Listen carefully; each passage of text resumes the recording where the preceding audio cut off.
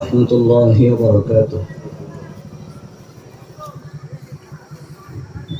الحمد لله وكفى، والسلام على عباده الذين اصطفى.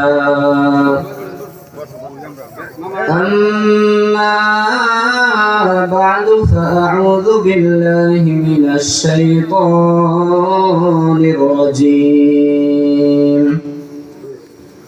بسم الله الرحمن الرحيم.